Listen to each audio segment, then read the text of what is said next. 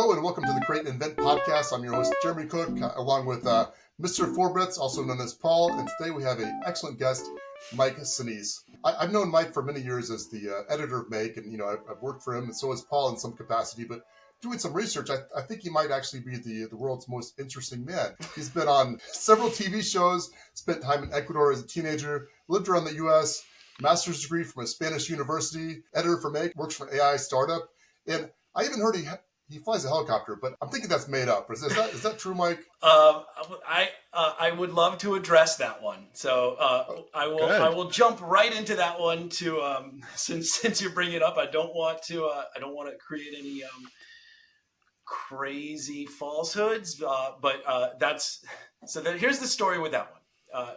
Rewind a number of years, and I was suddenly found myself making a TV show with a group of crazy other people. This was 2008, sort of the period where Mythbusters had really started accelerating into like the zeitgeist of like DIY everything, but also like mainstream popular culture. And suddenly every network wanted a Mythbusters show. So they went out and they started hiring teams of people to put together these shows. And I got hired onto one of these shows. It wasn't a plan or an expectation or no TV thoughts around this, but it was wild and really weird. And one day the network came in and they told me and the other people on the show, the other cast members, that they needed our bios. And all of us came from worlds where like, bio, we don't bio, like, what do you mean like a bio? So we everyone like kind of quickly cobbled together. One of the guys like, I'm playing in rock bands in New York for most of my career. And another guy's like, I've been hosting TV shows like Real World and Road Rules. And the Abby, the woman on the show said, like also in rock bands and did some hosting. And I was like, what am I going to say? I was working at Wired magazine. I'm working at Ready Made magazine. And I was just like, I'm going to make this a little more interesting. And just threw in a little line there at the end about how I, piloted a paramedic helicopter in my spare time, just it's something you could just choose to do once in a while, and I figured they would call me out on it because it was so obviously not true. And then the funny part was then it went through, and then my coworkers or my castmates or whatever you call them, they were they came and they're like, why didn't we think to because they were like they just went very literal with their stuff. Like we could have all had fun with this and made it so silly. At the same time, I also kind of hated that I put that in there because, not that like, I don't think I'm the world's most interesting man. Thank you for proposing that, but by far the truth. But I don't feel like I need to fabricate things. Like there's enough interesting things going on that I'm like, I didn't, this is going to like kind of trail me for a long time. This like thing that I made up, and then people are going to doubt everything I've ever said since then. So I don't know, but yeah. I mean, legitimately, I can't say you were definitely my editor at Make. So I can't. There's no denying that. And then that's true. That is true. TV shows you've been on that. We've seen the evidence. So it's out there. That stuff's real. So how do you just kind of end up on a TV show? How did that even happen? Well, in my case, I mean, I think that for a lot of people, they go to Los Angeles, they drop out of college, and then after their first year of college, and they decide they're going to go and become famous, and they move to LA, and then they just get into the grind for a decade plus and hope that something clicks. In my case, I had worked at Wired magazine and then left Wired magazine and went to a different DIY startup. Again, this is like 2007, one of Wired magazine had made a TV show called Wired Science back in the mid 2000s, and it did pretty well. It was a PBS show hosted by Chris Hardwick, who then went on and did Nerdist and a bunch of other things. Brilliant, funny, really, really great host and personality. The producers of that show came back to Wired a year or two later and said, "Hey, we're working on a new show, the one that I'm mentioning, like." This Mythbuster-y type show.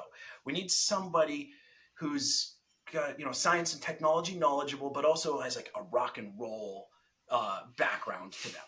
And I grew up playing guitar, and so at this point I had left Wired, but all the people at Wired, they said, you talk to Mike. that's the guy. And which, thank you, thanks, my friend Eric, Melanie, Sure. who I worked with. I appreciate that they threw my name out there. So suddenly I get this email saying, hey, can you send us an email about yourself and some photos?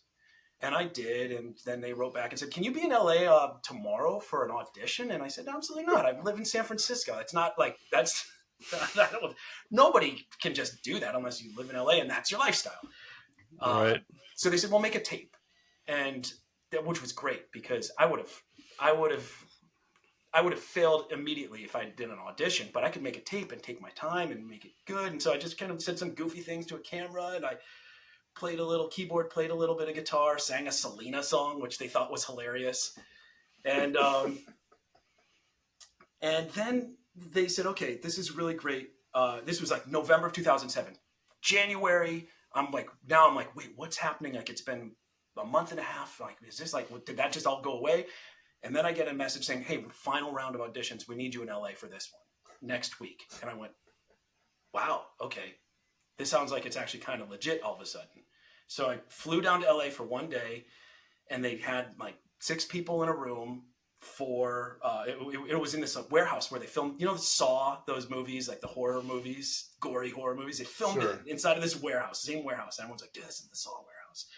And room full of electronics and musical instruments and wires and cables and junk. And I looked around the room and I said, okay, that's a rock and roll guy. That's a science guy. That's a rock and roll guy.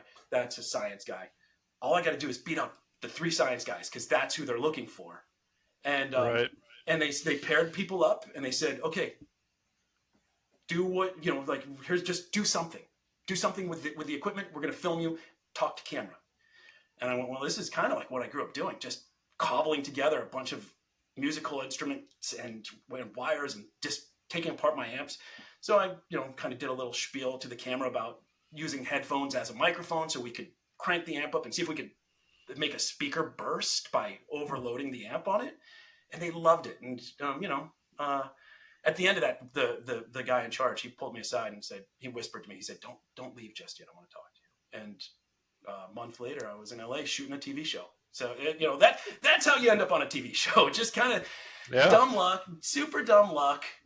You get, it's what's the thing? It's not what you know, it's who you know. And that, so I got lucky that a couple people I know threw my name in. Better lucky than good. Isn't that what they said on Han Solo said, right? Yeah. No, but obviously you've got a good personality for this stuff, and just I guess it just so happened you had the right combination of technical skills and knowledge, and I guess sometimes things just fit. I guess at that point I had just grown out a mustache, and that honest to God was like, that was the magic. They the networks, they said, do whatever you do not shave that mustache. And it's so super weird. I'm not joking. Yeah, that's what you got to do, Jeremy, for the podcast. It was the mustache. It was the entirety of what I did in Los Angeles. My wife's not a big fan of me having facial hair, but maybe I could have like a fake. Maybe next podcast I could use a fake mustache. Yeah. I think that would be really good. Oh, a fake mustache? Can't go fake, man. Wait, somebody, and this is third or fourth hand information, told me that Hank Williams Jr. he's got a fake beard, and so he can go out and do whatever normally. I don't know. Maybe that's not true, and maybe that's offending some country music fans. That Sean Connery wore a toupee in every Bond film. Yeah, I mean, there's a certain point you get to where you kind of have to keep that character going. Or maybe, you're used to being the guy with long hair, and then you suddenly start wearing baseball caps all the time because, you just don't want it, but I wouldn't put it past if there was a reason that helped him at the Hank Williams Jr. character be who he needed to be at that point. Yeah. All right. Yeah. I get it. I mean, I do not know that for sure. I think maybe that was something. Yeah. Something like, me flying a helicopter in my part-time. It's not quite true, but I don't know how much I've really ever talked about that. It just kind of floats around somewhere in some of these things that are still on the internet. And, the other thing that's funny about all of that is, you do it and you're like, it's just like this feeling like you won the lottery and what is this going to mean? Like a TV star. And you kind of get in there and you're like, okay, it's not this glamour that you think of when you see these supermarket magazines. But it goes away quick, like I did these TV shows. I did that first show called Rock and Roll Acid Test. It was, we shot that in 2008, which quickly led to me getting on another show called Catch It, Keep It, which was shot in 2009. And then at the end of 2009, I got to do Pumpkin Chunkin. And I don't know if you guys are familiar with that, but it's like backyard engineers launching pumpkins as far as they possibly can. It was this. It was the Super Bowl show for Science Channel, for Discovery Science. It was they put 50% of their marketing budget for the year into that show. So it was. I didn't realize what a big deal that being the host of Pumpkin Chunkin would be when they said, "Oh, do you and Zach, the co-host on Catch It, Keep It with me, do you want to do Pumpkin Chunkin?" I was like, "Sure." I wish it was a big episode, like something with 10 episodes. Turns out it was like the biggest thing I ever did. And I remember the ads for it. It's kind of funny. I just remember one of my, working as an engineer, I just remember one of my colleagues told me, I was like, "Oh, you see that show Pumpin Chunkin?" And I did, it's like, "Oh, that sounds pretty cool." But it's just weird now I'm talking to you and it seems normal and it's, I don't know. Yeah. Now, Mike, you've done TV, but you've also had jobs where you're very focused on writing and the written word, both as an editor and as a writer. I mean, is there one you like better? How did you feel about those two very different tasks in your career? Yeah, I think there was so much crossover in them both. Obviously very different to be an on-camera personality or a host, but because of the way I came into it and what my role always was, my whole career, whenever I have to talk about my career, it's like, okay, I've spent my entire career producing content around technology and science and, physics and engineering. And people on the TV side, my job was, okay, create an explanation for this. Why did that just happen when these guys needed to launch their scooter through the air? Why did it only go 30 feet and not 65?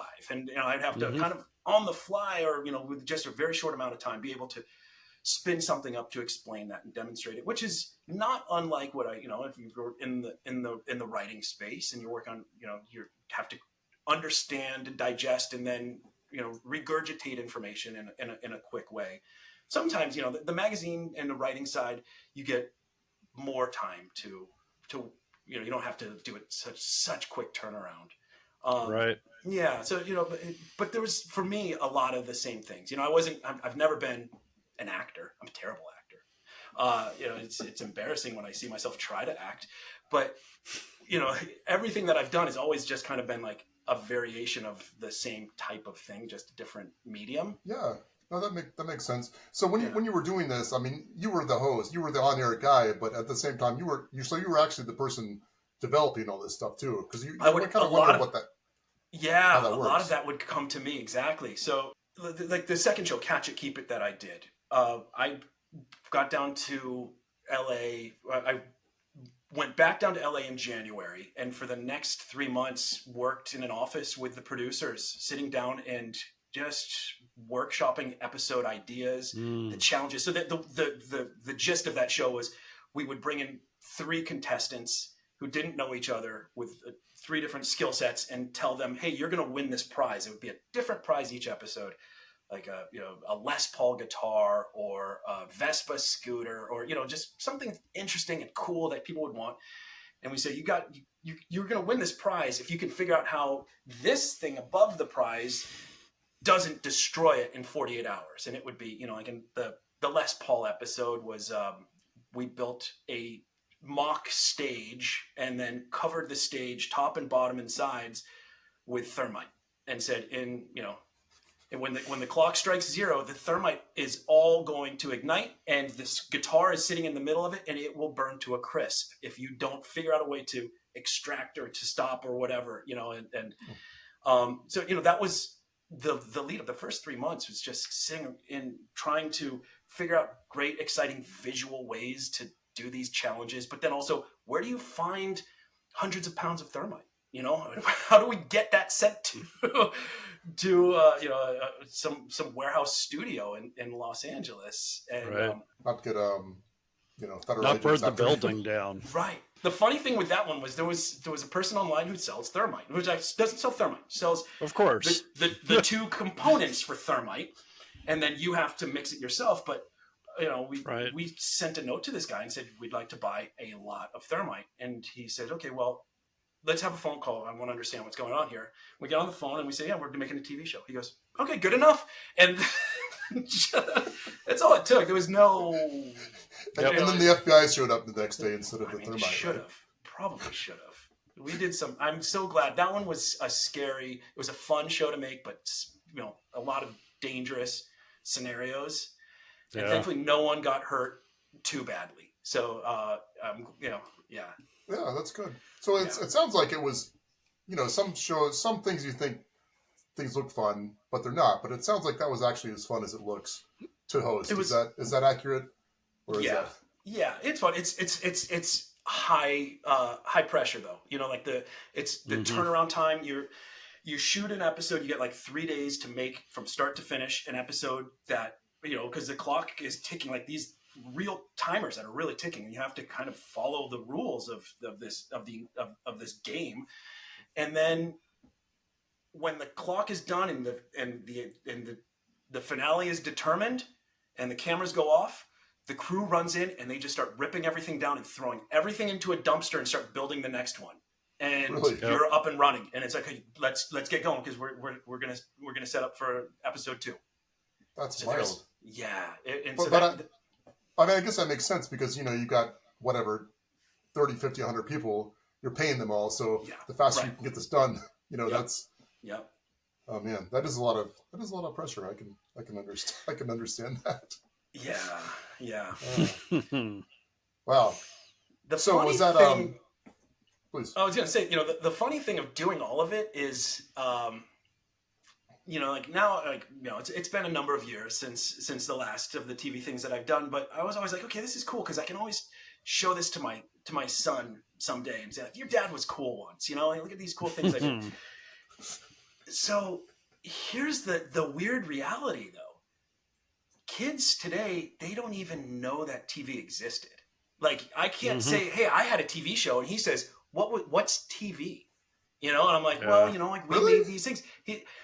Like literally? Really? I mean, basically, like, I'm like, because, like, you're like on, I'm like, I was on channel 35, Discovery Channel. And he goes, what is that? Like, I'm like, well, here. And he's like, oh, like, and I'm like, you can see it on YouTube now. He's like, oh, okay, I get it. You had a YouTube channel. And I'm like, no, it's not. It wasn't. No. I didn't have this is something different. It was big and important and cool and but now I can see that. The whole world has shifted in a way that I didn't even think that would be part of it, and it makes sense and it's fine, but yeah. But that's the thing with limited bandwidth in the past. Being on TV was a much bigger deal. Right. But now, when anybody can have a YouTube channel, they probably, it may be devalued in their eyes. They didn't realize how hard it was to get on TV. It was, exactly. And I'm excited that the YouTube and TikTok and social media world has created opportunities for people, because I kind of feel like I had something that was pretty unique in the way that this happened for me, and I had a fun run of it. I did it for about 5 years and was like, okay, when I realized, okay, this is starting to taper out, and I was like, cool, I'm good, I'm out. But seeing everybody in LA that had done that route of like trying to make it, and they just spent decades down there, and now people don't have, you can do that from Florida or Tennessee or people are making incredible content and having incredible followings, and that's pretty rad. So I like that. Yeah. It is. I worry about how much money there isn't in it. Oh yeah, that's true. Oh, yeah, because I guess that's true because you can be marginally successful for so long, and maybe it looks good that you have this many subscribers, but maybe you're not actually making much money at that, and I don't know. So there's like you I guess you're alluding to, I don't know. I guess there's a double-edged everything. I suppose. Yeah. There is, lower barrier to entry, but it does devalue it to some degree. You still get, and this is the thing, like it doesn't change the fact that there's still that upper echelon of creators who are making crazy money. And I would say probably, not that different from like the TV, the real TV world of 15 years ago, or, but the shows I did, I'll spoil this part. They didn't pay much. It's it's so I wondered about that. I wasn't necessarily going to ask, but that's interesting to hear that. Yeah, I mean, you make 10 episodes, and especially reality TV, which this was under the umbrella of reality. The stuff I did was called reality. And so, these reality networks, they don't, they're not big payers. You make 10 episodes, you might come home. I think that first show I did, I think I was making like $2,700 an episode. So we did that in the course. Yeah, that's less than I would have thought. It was not a lot. But at the time, you're young and you're hungry, and this was exciting. And then you look at it, you're like, okay, I'm going to shoot a show from start of March until end of May. And then you can just go back and do whatever you're doing. So like, okay, that's a bonus. That's some fun money. That's bonus money. And then, you do that a couple times, and you get a better agent, and your price goes up a little bit more. You get to like the big times where, I think that the Mythbusters probably made a little bit more than that, but they weren't making Seinfeld money. And yeah, few people make Seinfeld money. Seinfeld makes Seinfeld money. That's I think it took them a couple of years. I think Adam Savage has talked about this. It was a couple of years before they were able to go to the network and say, hey, look, clearly you're going to make a lot more series, a lot more seasons. We want the real money, the TV money. Yeah. So, you get to that point, and that's kind of like, you're still just at the starting line. And you're hoping, in the case that I was in, like, you're hoping that you get that, you get the name and the, especially if you get a show that starts getting to multiple series. That's the dream. The worst, though, is, gosh, I'm talking about TV this whole entire time, aren't I? No, we go where the conversation takes us, and this is great. All right. Yeah. Well. So the worst scenarios, and this is kind of where you start seeing, for me at least, I started seeing things tapering out where you have a pretty good run, and then you start getting production companies that are interested in putting together a show idea with you, or doing a pilot. And so you'll sign on for a pilot. I did this pilot. It was awesome. It was probably the best of all the TV shows that I had filmed, like, conceptually.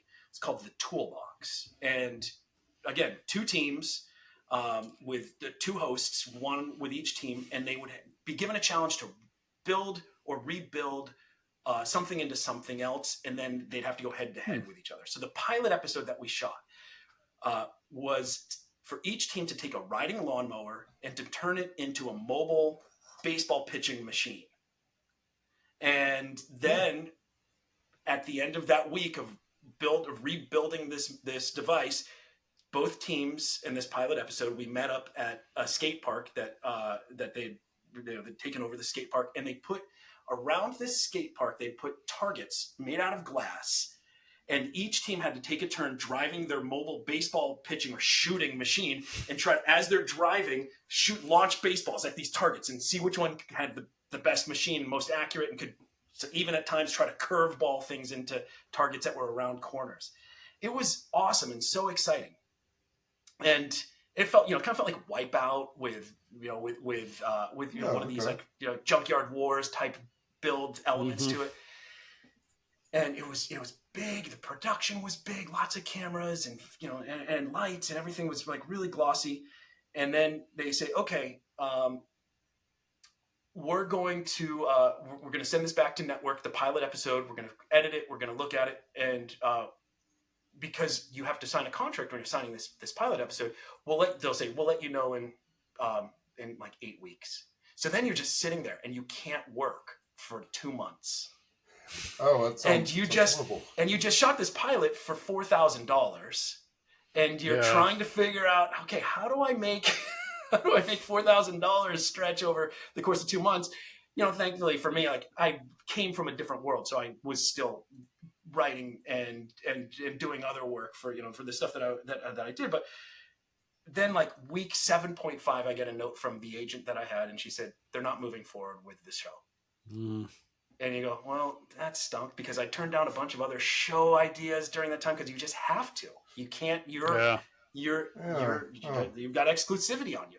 So that's one of the things that was like, okay, this could be a really tough thing to try to just stretch out into like my forever career. Yeah. Yeah.